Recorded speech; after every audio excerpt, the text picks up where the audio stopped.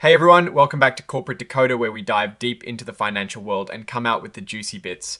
Today we are spilling the tea on Brinker International and their latest proxy filing from November 2025. What kind of secrets are hiding in their shareholder meeting plans? You might be surprised. So what is this document all about? Well, it is basically the company telling shareholders, hey, come to our big annual shindig. Here is what we were going to talk about, and here is how you should vote. Think of it as the ultimate shareholder event roadmap. Brinker International is holding their annual meeting virtually, meaning no fancy ballrooms, just a live audio webcast. This is happening on the 20th of November 2025, and it is for shareholders who own stock as of the 22nd of September 2025. First up on the agenda, they're asking shareholders to vote on electing 10 directors. These folks are like the captains of the ship, guiding the company. They'll serve for one-year terms. The filing goes into detail about each nominee, their experience, and why they're qualified. For example, Francis L. Allen has experience as a chief executive officer of restaurant chains, which is pretty relevant, right? And Joseph M. DePinto, the chairman of the board, also brings a ton of experience from leading large retail companies. It is clear they are trying to build a board with a mix of skills relevant to Brinker's business. Next, they need shareholders to greenlight KPMG LLP as their independent auditors for the fiscal year 2026. This is like asking if you trust the company S scorekeepers to be fair and accurate. KPMG has been the auditor for Brinker since way back in 1984, so they have a long-standing relationship. The filing also breaks down the fees paid to KPMG for audit, tax, and other services.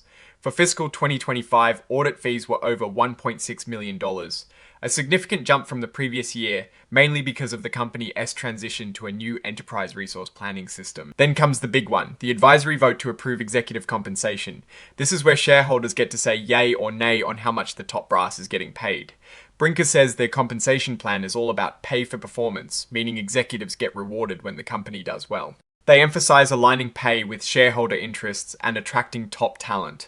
This is pretty standard language, but the real story is always in the numbers, which we'll get to. Now let's talk money. This is where it gets interesting. I am looking at the fiscal 2025 summary compensation table. For Kevin D. Hochman, the Chief Executive Officer, his total compensation for 2025 was a staggering $30,465,768.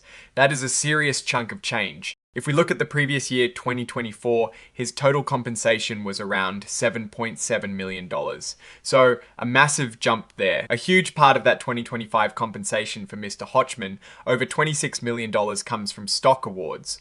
These are grants of company stock that are often tied to performance or retention. Specifically, the filing mentions a special one-time grant under a performance share retention plan valued at around $20 million. This plan rewards executives for outperforming peers in total shareholder return over a 5-year period.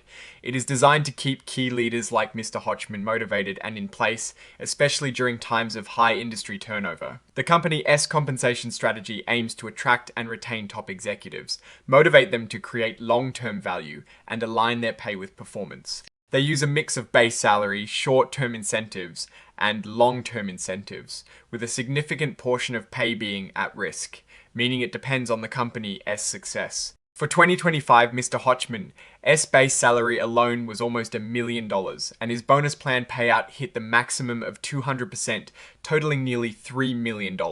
For the other top executives, like Michaela M. Ware, the CFO, and Aaron M. White, the Chief People Officer, their total compensation was also substantial, though not quite at the CEO S level. For example, Miss Ware S total compensation for 2025 was over $2 million. This section is crucial. It compares the executive pay to the company S actual financial performance. They look at total shareholder return, net income, and pre-tax income. In 2025, Brinker S total shareholder return was a whopping 750.83%. That is incredible growth, and it clearly paid off for the executives. For instance, the compensation actually paid to Mr. Hochman in 2025 was over $122 million, a huge jump from previous years, and this surge directly correlates with that massive shareholder return. They re-highlighting this strong link, saying their pay for performance philosophy is working. Let's look at who owns the company. BlackRock Inc. holds a significant chunk, over 14% of the stock. The Vanguard Group and FMR LLC are also major shareholders.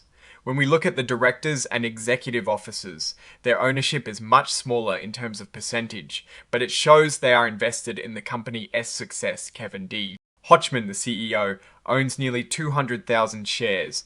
This aligns with their pay for performance mantra, as these leaders have a vested interest in the company's stock price. Finally, the proxy statement breaks down a lot of practical details about the meeting itself, how to attend virtually, how to vote your shares online, by phone or by mail. They explain what a quorum is, what votes are needed for each proposal, and how abstentions and broken non-votes are handled. They also mention that if their financial statements need restating due to misconduct, there are clawback policies in place to recover bonuses and compensation. Now, looking at these numbers more broadly, Brinker International's performance in 2025 was undeniably strong, especially on the shareholder return front. That massive stock price growth is impressive and clearly reflected in the executive compensation, particularly the stock awards.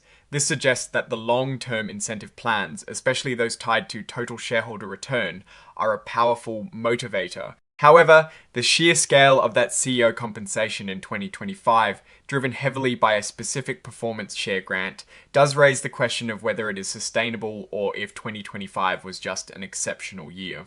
The company is definitely leveraging its success to retain key talent, which is smart in a competitive industry, but it also means a significant portion of executive pay is tied to very long-term, potentially high reward outcomes. The company's strategy seems to be working, as evidenced by the performance metrics and shareholder returns. They refocused on operational improvements and brand resurgence, and the financial results reflect that. The key will be maintaining this momentum and ensuring that executive compensation continues to be tied to sustainable, long-term value creation, not just a few exceptional years. Alright, that is our breakdown of Brinker International's latest proxy filing. What is your take on these numbers and what they signal for the company's future? Drop your thoughts in the comments. If this analysis was valuable, hitting that like button really helps, and subscribe for more deep dives. Don't forget to check out our Discord community in the description below. Thanks for watching. See you next time.